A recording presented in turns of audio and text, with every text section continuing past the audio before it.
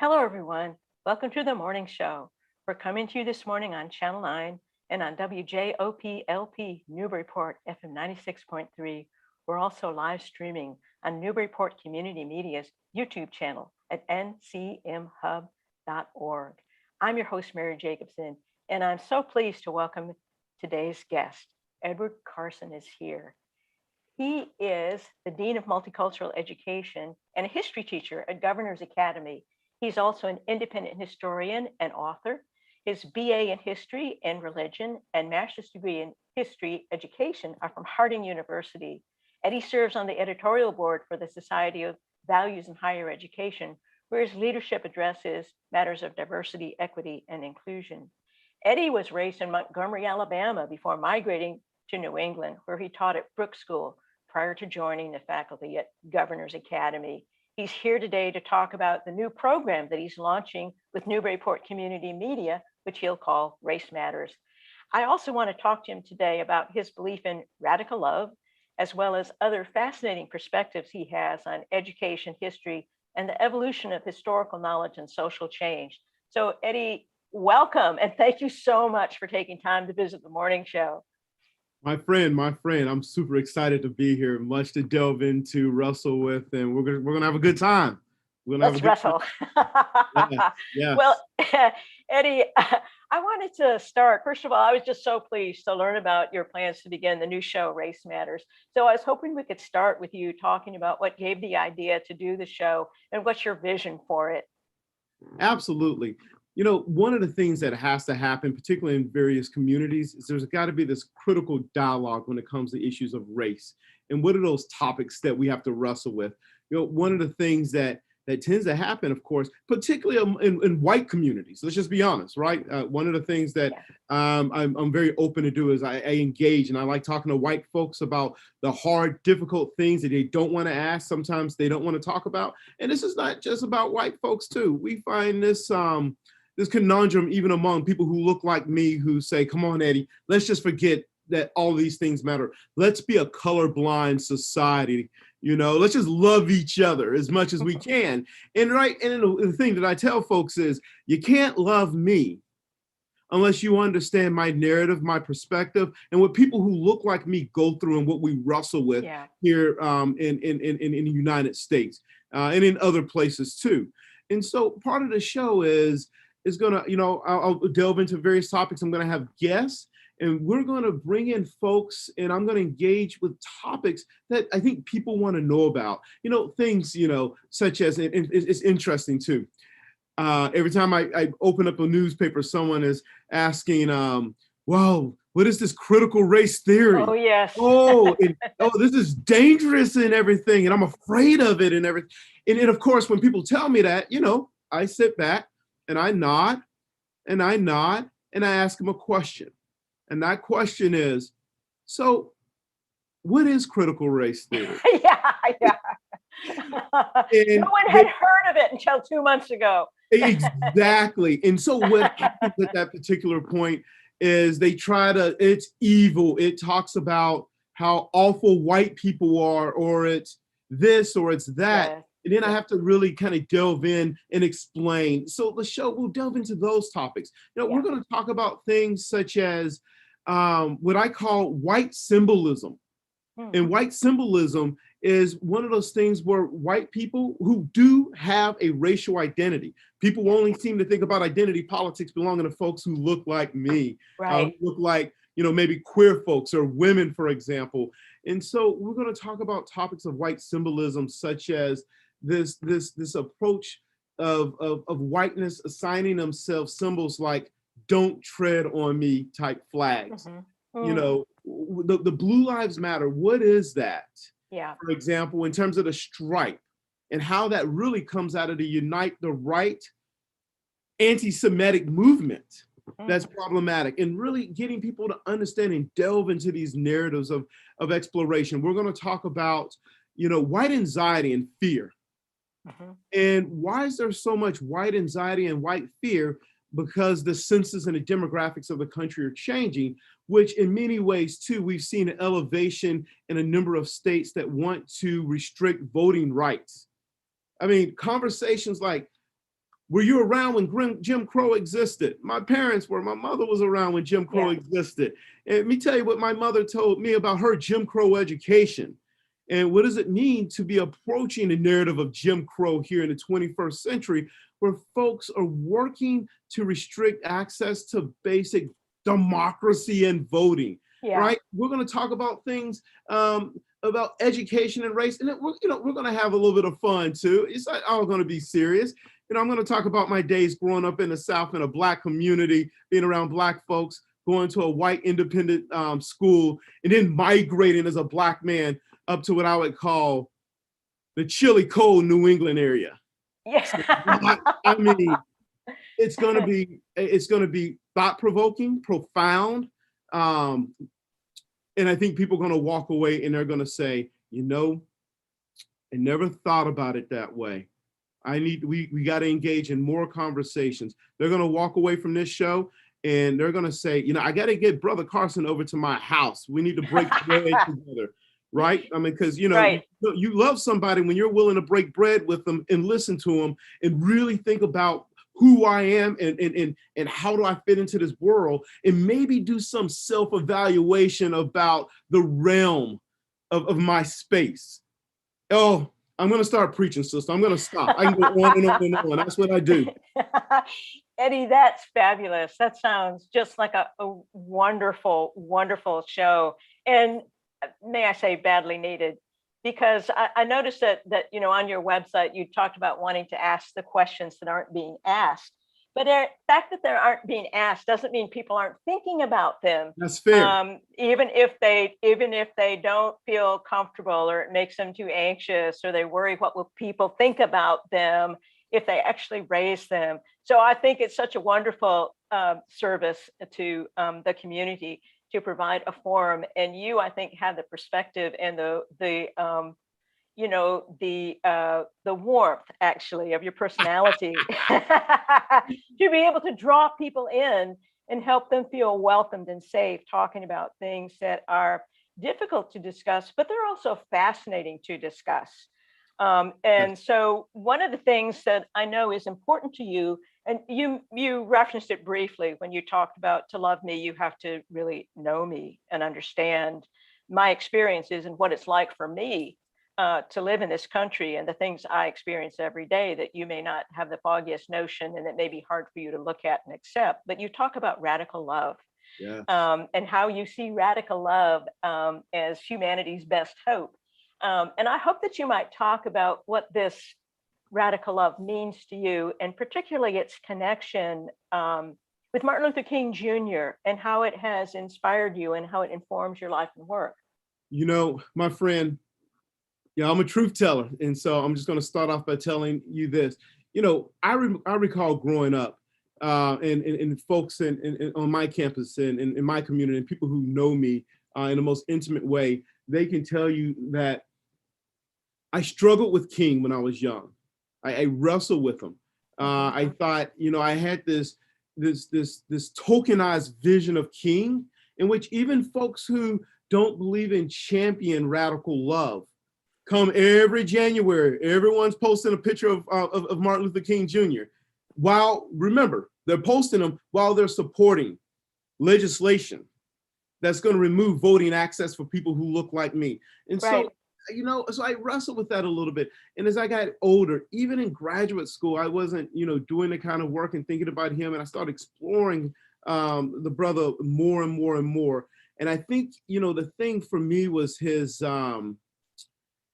it was his 1958. Yep. It was his 1958 book on radical love. And I remember as I delved into that over the years, one of the things he talked about as a Christian brother, and we all know he's a Christian brother, he talked about, this idea that Christians should be challenged to grow in a way that seeks social justice. For me, who I'm not I'm a loving brother who wants to embrace folks, though I'm not a faith-loving brother in the sense that I'm a person of faith these days. But that being said, I remember thinking of that King's radicalism, this view that he saw himself as a chosen person to take back Jesus Christ from white supremacy.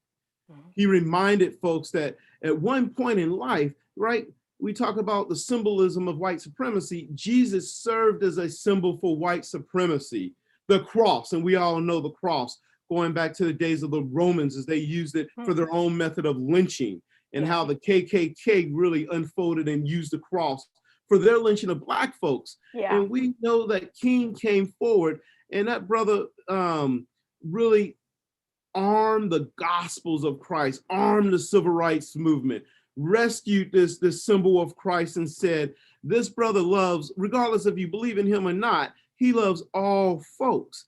And I started thinking about how radical his message was, to a point where we know, just roughly around the time he was going to die, right? The marker for King is after 65. People like to talk about King before 65. After 65, he started saying, we need to talk about the problems of militarization. Let's talk about the problems of capitalism.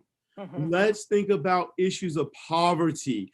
Let's ask ourselves, are we going out and loving brothers, sisters, and non-binary folks the way we need to love them?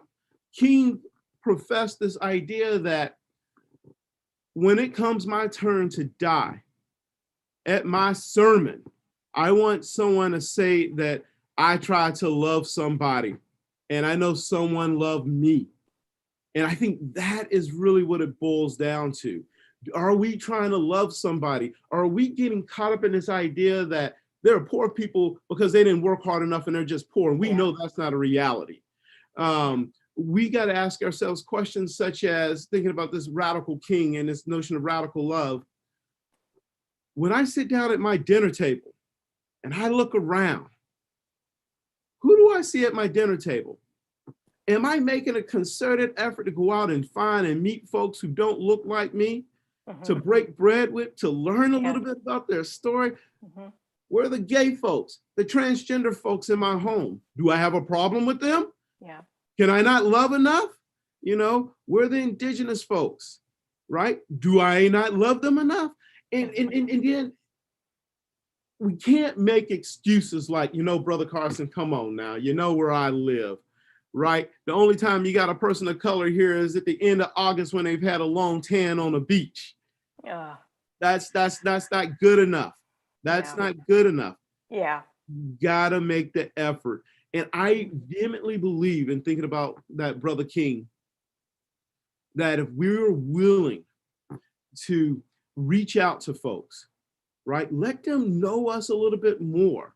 Let them know about our pain, about our fears, understand things such as, when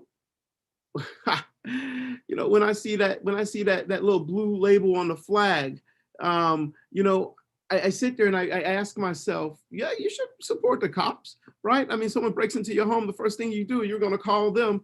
They're working class people, brothers, sisters, and non-binary folks. They're just doing the job they're paid to do, right? You should do that. But then I ask the question when I see those, is that just a symbol to let me know that you're anti-Black?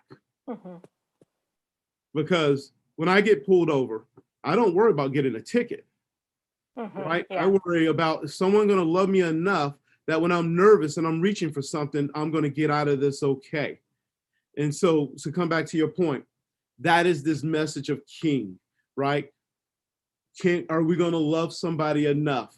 Because we got to get this notion in that we've got to move away from the idea that I don't like them because of the way they look. I don't like them because of their sexual orientation.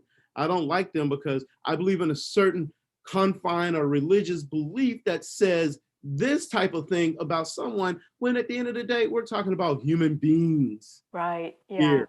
Human beings, and I have a great intolerance to bigotry. Can't do it. That's what King's getting at. And that brother died, right? I'm gonna butcher the statistic, but an overwhelming number of white folks were ready for that brother to go away by 1968. They were ready. It's time to go away. And there was still a large number of Black folks who were growing tired of King's anti-imperialist, anti-capitalist message, because, by 1965, Black folks like, all right, maybe I can achieve some status of middle class. I'm making a little bit and you're telling me that I'm being, no, he was just telling the truth. Don't stop because you think you arrived at the promised land, as we're seeing here in 2021, that the promised land is not even here. We're not even close. Yeah. That's a long way Yeah. away. And better yet, I say we're closer on the other side of the river, headed back toward Pharaoh, than we are to some kind of promised land. Yeah, it really feels that way sometimes. It's been such a strange year, and I want to talk to you some about that. But just going back, I'm really struck by the power of what you're saying about Martin Luther King's message, because to me it sounds like the fundamental kind of message of Christianity, and I think most of the world's religion is about love thy neighbor, the Yes. primal commandment. And that what love thy neighbor means is not, don't be scared of your neighbor, don't judge your neighbor, don't feel as though being holy means you have to follow certain rules, and people who don't follow the rules the way you do means that they're not holy or they don't belong to be seen as fully human. So it seems like at the same time, it sounds kind of like a radical message about radical love, but at the same time, it's a kind of a fundamental original message of Christianity and most of the world's religions. So thanks for that you make it come alive, No, Eddie. the thing you said is great. Is I always bring folks back to probably one of the most important essays that King ever wrote, and everyone should read it. And I think many have. His letter from a Birmingham jail. Yeah. And while that brother was in prison because folks weren't doing enough, he wrote a letter saying that, you know what, this is the white South, and we know what the white South looks like, and we know what they're doing. But what about all you good old liberal Northern clergymen? Yeah. What are you doing, right? Instead of professing, we want to be there. So what are you doing while I'm here in jail? And why I'm sitting here and I'm frustrated and I'm hurting and the pain is just eating away at my soul right there, right? That performative nature, which existed then and it continued to exist now, wore the brother out. He was tired in his final days. Mm-hmm. Yeah. Yeah, and it's interesting that you talk about, Martin Luther King Jr. didn't always have the revered status with everybody that he appears to have today, but that what we're reminding us of is that when he started drawing attention to social injustice, Yes. economic injustice, that's when he became more dangerous. Oh, and because yeah. he became more dangerous, he became more of a controversial figure, and maybe that's what led to his assassination. I don't know, but it's interesting. If you figure that out, we're going to write a book on that. So you let me know. Okay. That's going to be nice. Okay, you're on. Anyway, I wanted to ask you, because it's been such a tumultuous year, and we talked about this a little bit when we had our wonderful phone call preparing for this show today, but it's been, I'm not sure tumultuous does justice to the year that we've had, but we use it as our adjective for the time being.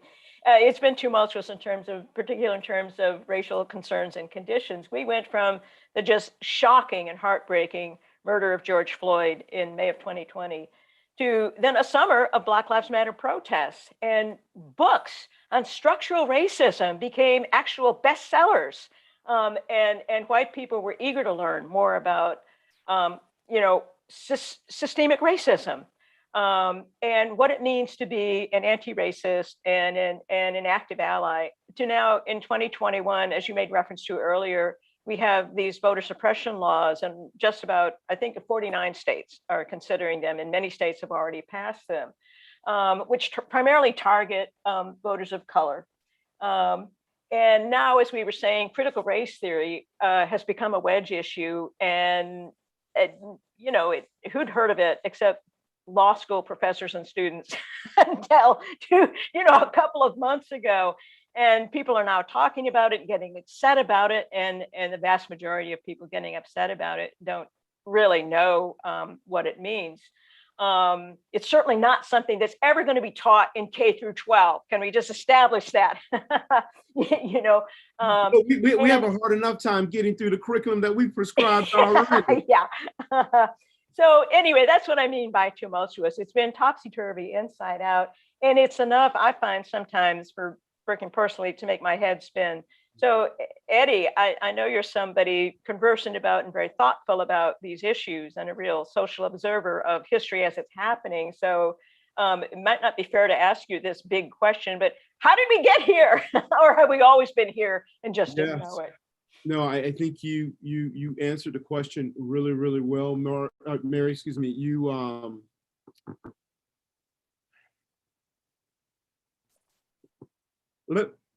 Let me say this. It is part of the continuity of American identity and culture. The idea that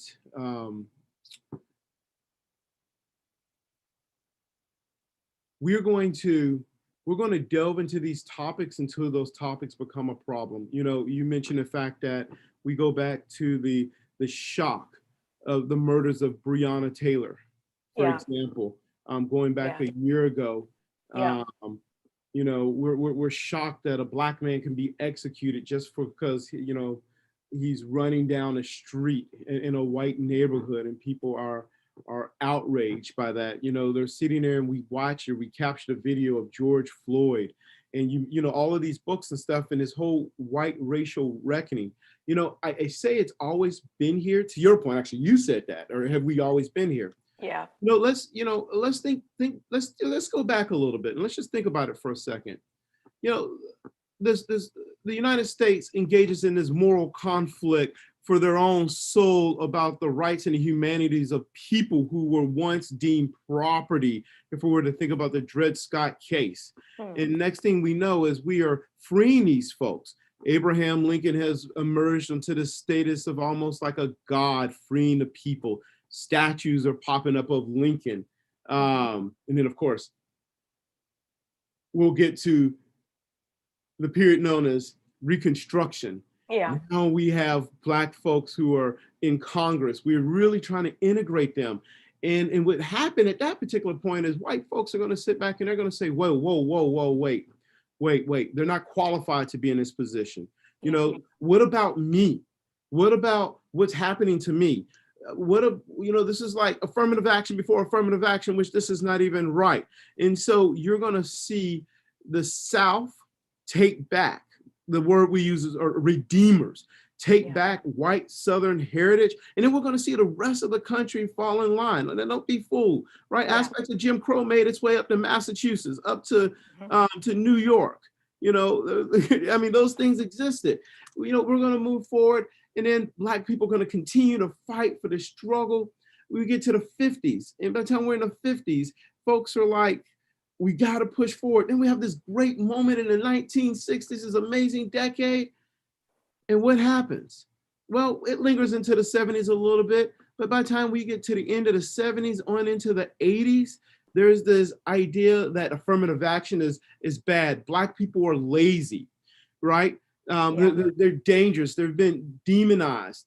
You know, you see aspects moving forward. We've never moved away from that particular trajectory. And that's where we are. We have not grown the way we are. And, you know, and I want to be careful here because there are a lot of folks doing some great stuff, particularly white folks. So that's not fair for me to make such a large generalization, but I like what Malcolm X said.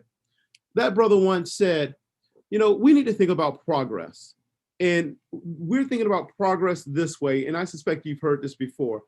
You know, just because someone puts a dagger in your back and pulls it out 6 inches, you know, do we call that progress? Because you still have that part of that dagger in your back. And that's the issue. You know, Kimberly Crenshaw, who coined critical race theory, you know, once stated that, and you've heard this before, you know, it's not really 2 steps forward, 1 step backwards. It's 1 step forward and 2 steps backwards. And I think really the biggest criminal in all of this is the crime of disinformation and people's inability or unwillingness to really carefully and critically examine the narrative of the literature that exists in ways that says, this is it.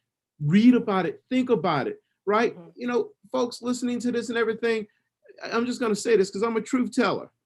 Have you deeply examined Fox News if that's the literature and the news that you're getting your information from? You know, those are the things that have to happen here. We have to really think about a plethora of sources, deeply examine those sources, and really explore the messaging. That way we can really get that dagger out. Confederate monuments. There's still over 700 Confederate monuments in this country. 700. You know, I sat there and I'll say this and I'll step back because again, you know, I'm an academic, I can go on all day, but it's this idea that to the Jewish brothers and sisters and non-binary folks that I love so deeply, is a brother who believes in radical love. You know, I love Palestinians, I love Jews, blacks, whites, browns, straight folks, queer folks. You got to love everyone, and you got to believe in moving things forward in order to really bring about the change that's needed. But I ask this question to people. If someone put a statue of Goebbels or Hitler in a park for Jewish people to walk by, right? The question is, he was my grandfather or my great-great-grandfather, he's part of my tradition, regardless of the horrendous things that have happened to you. Will we allow that to happen? No. So the complexity of why is it okay for me to feel in the 21st century still at times, as I'm reminded by these voting right restrictions, that I'm not American. As the boys talked about this veil, this wrestling with this double consciousness, second class citizenship. Is that how you want me to feel? And then when I cry about it and I'm in pain and I'm upset, my mama lived her life seeing this stuff and thinking that her black sons would have another trajectory moving forward and still has to see that happening in 2021. Oh man, my friend, my heart, I'm hurt. My heart's broken. Broken. It is. It's an ache in the heart because you know, it's tragic, Eddie. It really is. This brings us though to the power of history to remedy some of what you're talking about. And I was so intrigued as I read your views about the value and the power, the connection between the teaching of history and social change. So, you know, you talk about, you said that the first thing is to help students take apart a false knowledge of history. And then you can proceed, you kind of create space then in the mind, if I understood you, and you can tell me if I misunderstood you, but you create space then where you can proceed to work with students to help them build a new synthesis, is the phrase you use, that challenges their prior knowledge. And in effect, the first step then is to figure out what you don't really know, but thought you knew. and then only then, I think, can you work to rebuild knowledge. And you talk about how society is in constant need of reconstruction. And it's interesting, you just missed the reconstruction that might have been, but never was post-Civil War. So I assume you use that word deliberately, but it's in need of constant reconstruction, and that knowledge builds social change. So I found this fascinating because it suggests that history is really organic, and that knowledge, like people, is developmental. It's not a static thing, but it's alive.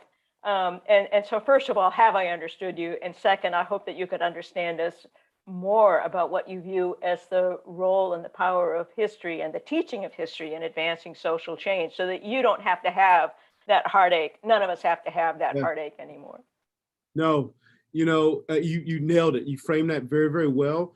And I really philosophically, I take my thinking about the construction and the thinking of history quite seriously. It's one of those things where, one, you know, history is, it is organic. It's not just about, you know, something that happened 20 years ago or dead folks and centuries ago, but it's really thinking about how do we really learn and grow and rethink those patterns of continuity, and within those patterns of continuity, what are the things clearly that need to change? And so oftentimes, for example, you know, if you're a student in my class, you know, I'm a Harkness instructor. I like to ask questions. I like to sit around a table. I like to have a conversation with folks and invite their thinking, their interpretation. And one of the things that I don't do, and this may surprise some folks, but I don't sit there and someone says something and I'm going to sit there and say, well, no, you're wrong. That is not it. That is not right. Yeah. We're going to have a conversation about that. That's an interesting perspective that you bring to the table here. Let's examine that just a little bit, and let's talk about what does that mean for us here and now. Oftentimes, a lot of students, a lot of adults, grown folks, they'll march in and they'll have this romanticized version of history, this praise, right? And part of that sometimes create this falsity that America is perfect. This is the perfect land, and it has done nothing wrong but embrace other folks, right? I mean, if we go to the Statue of Liberty, most folks don't realize that France gave the United States the Statue of Liberty on behalf of the emancipation of slaves, not for the notion of welcoming immigrants, though that symbolism is there and it's been there. Most folks don't realize that you have Lady Liberty there, and yet the day that Lady Liberty was announced in a part, that women were excluded from the ceremony because of their gender, right? Those are the things we have to think about when we think about this idealism. Let's talk about that. It's great. It's a good story, and we want to be hopeful. We want to be hopeful, and we want to aspire for those things, but we also have to have conversations such as, and these are the questions. When I grew up, and I remember early in school, I remember thinking that the South was the evil empire. White supremacy only reigned in my hometown of Montgomery, Alabama, or in Georgia, Mississippi, Texas, Louisiana, Arkansas, South Carolina, Tennessee, the deep South. And then we can throw in North Carolina and Kentucky too, just that little northern part there, if we have to. We can go on and on. And, and as I got older and older, I remember start figuring out that Jim Crow, white supremacy exists in Newburyport. It exists in Boston, in New York. And I remember being struck that when I discovered that, I discovered it on my own and not in a critical dialogue where I was left to make sense of it, particularly before I went to college and to graduate school too. People push back and they talk about this thing of critical race theory, right? What is critical race theory? To your point, right, it is legal scholarship. This is something that's drawn out of decades just exploring the fact that there are systemic problems in the United States, right? We're not sitting here, it's not trying to say white people are evil people, because they're not, right? It's sitting there and it's saying, when you studied history and we learned about all of these GIs coming back home from the war and getting the GI Bill, getting the federal government giving them homes and everything, right? Students hear, oh, that is wonderful. That's amazing. They hear the suburbs emerged and then Black people moved to the suburbs. We don't talk about things such as the Federal Housing Authority. The United States government was complicit in this with banks in not giving most Black people loans for housing. As we created the federal highways, right, and start creating elements of redlining, right? Those are things we don't talk about whatsoever. We don't talk about, the reality that by the time we get to, let's take it up to the 1990s, right? Let's start with Nixon, Republican, and let's take it all the way to Bill Clinton. The fact that laws and legislations were created that incarcerated lots of Black people and criminalized them for drugs in which they didn't let folks off. And the last thing I'll say is, this idea that the CIA sold crack on the streets, right? And people have heard that before. Folks are going to say, all right, this brother has lost his mind if he's saying the CIA sold crack on the streets. Gary Webb broke the big story that got buried in the 90s, and most people didn't hear about that later, in which when Reagan's Iran-Contra situation wasn't getting funding the way he wanted from Congress, the CIA was engaged in selling drugs from cartels on the street to elevate that. Huge story. The government even did a 90s study on it, right? We don't talk about what does that mean to oppress Black communities. Remember now, right? Historically, we talk about Reagan as being, I'm against drugs, it's dangerous. All of his public broadcast about the evils, him and Nancy, of drugs and stuff. And yet He's complicit in what was happening in putting drugs on the street in the Hmm. 1980s. People would say, well, Eddie, that's just un-American. Reagan's a god. How dare you condemn someone? No, I tell the truth. And I'm critical about it. Those are the things we have to talk about. Yeah. And right. And people can say, I'm going to push back a little bit. That's all right. Push back. Yeah. But let's at least talk about these things. Yeah. And so with history, we have to really start checking all of the things that we've been taught and we've been romanticized, because that's what they do in grade school. Yeah. And then people are conditioned to do that. And we romanticize this stuff until we get to some courses. You know, I took some courses on Black Thought, African American Studies, you know, the philosophy of Black intellectuals. Yeah. And I'm like, oh my goodness, are you kidding me? This existed? That is the stuff that has to happen, where the notion of my identity, queer folks' identity, the identity of women starts coming into the fold. And then we have to reevaluate everything we heard. The fact that by 1920, all women were voting. This was great and we're happy. And we all know that's not true. No. No, that's not far true. from it. So I'll say this. I am not a history buff. I am not. I am a critic. I am a history critic. And again, it's not that everything's always is negative or anything, because I'm not a negative person, although I am a pessimist. All right. I'm a Black man in America. Let's just be honest. But I'm hopeful. But I am someone who really asks students and folks to really read this. Let's pick it apart line for line if we have to. Let's take another source and let's really look at those sources. Do your own research if you have to, and let's just have a conversation. Yeah. Eddie, I really like what you're saying. What I take from it is how important it is for us to grapple with historical truths. Because to me, it seems like if we are unable or unwilling or too scared to deal with the historical truth, then we'll never grow up. No. We'll never become emotionally mature, intellectually mature.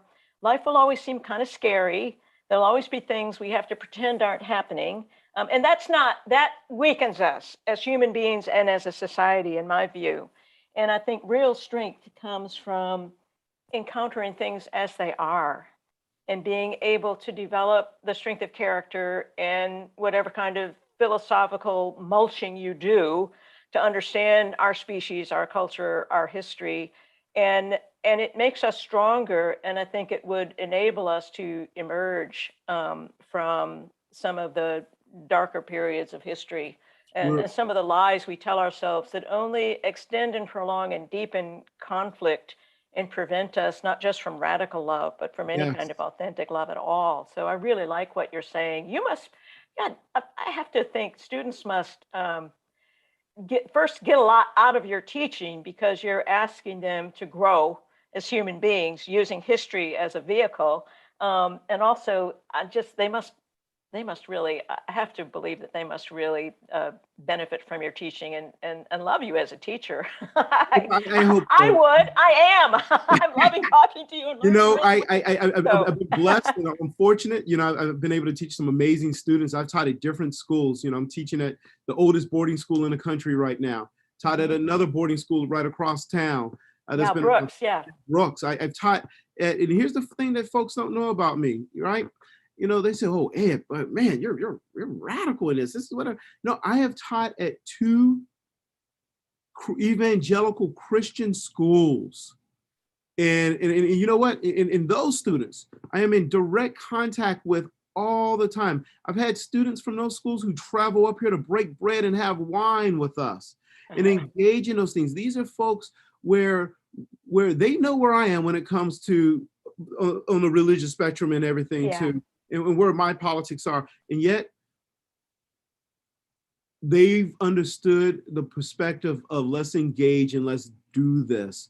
And that's it. This is, you know, you got to stick to the real stuff and everything too. You got to make it real. You got to ask the hard questions. I'm not going to get caught up in a narrative of something you're going to pull out on your phone and Google real quick. You know, that's not it. I'm going to ask you to do that. I'm going to ask you, essentially, what have you learned that's going to make you love someone a little bit more today and tomorrow? And, if a student walks out of my class and say, I learned nothing that's going to make me love someone better, make me want to engage and make me want to transform the world and everything, then I'm a fraud because I didn't work hard enough to make that happen. And my job is to make that happen. I'm not going to win everyone, right? I can't get the souls, of all folks. But boy, if I can get a few, I'm a happy brother. I'm good to go. For good reason, Eddie. well, listen, Eddie, I have as we close, there is another question I wanted to ask you, just slightly different emphasis, but maybe not. So I'm curious, I was born in the Midwest and then my family moved to Virginia when I was 12, and I went to William and Mary and spent a year at the University of Virginia. So I've lived in the South, and then I came back up to New England. So I'm just really curious what it was like for you to move from Alabama to New England. It's interesting. So in doing so I had a couple stops after Alabama. I lived in Little Rock, Arkansas. Okay. And I lived down in Texas too. And I'll give one of the things that I wanted is I wanted to teach at these New England prep schools. It was something that I thought would be a great experience and everything. And the folks over at Brooks did a good job wining and dining me, and they brought me up here. And it was wonderful. And of course, being able to transition as an administrator, right? I'm blessed that I get to teach at least a course per semester, but to be here has been wonderful. I'd say there are a couple interesting things. One, I was struck by in Massachusetts, folks were like, oh, they're super progressive people up there. You'll fit in, it'll be no problem, whatever. I was struck by the fact that there is a level of conservatism and traditionalism here that I wasn't expecting. That caught me off guard a little bit moving up here. And I had to really kind of get used to that. I have found, right, maybe not so much in the age of COVID and everything, but I'm a Southern brother. That means I'm a hugger. I mean, I'm the kind of person who I like house parties. I like having people over for dinner. Let's get the grill going a little bit. I want to congregate. And not just because I'm an extrovert, but that's part of Southern culture. It's what we do. Right. I listened to my wife tell a group of folks during our Juneteenth cookout this year, which we had about 20 something folks show up, which was wonderful and amazing. Tell them that, the one thing that makes my mother amazing, and my mother's going to watch this, she may even be watching this, and I want her to know this, is that, my mother opens the door for everybody. People come in, she'll cook for them, she'll hang out, she'll have folks over. I mean, that's my mama, but that's just Southern culture. And so when I came here, I've been invited to different spaces, but it was one of those things where there were periods of time where I felt left alone and isolated and forgotten. I was like, where's that Southern spirit at? Yeah. Or maybe it's me, right? Maybe I'm not getting those invites because it's me. I don't know.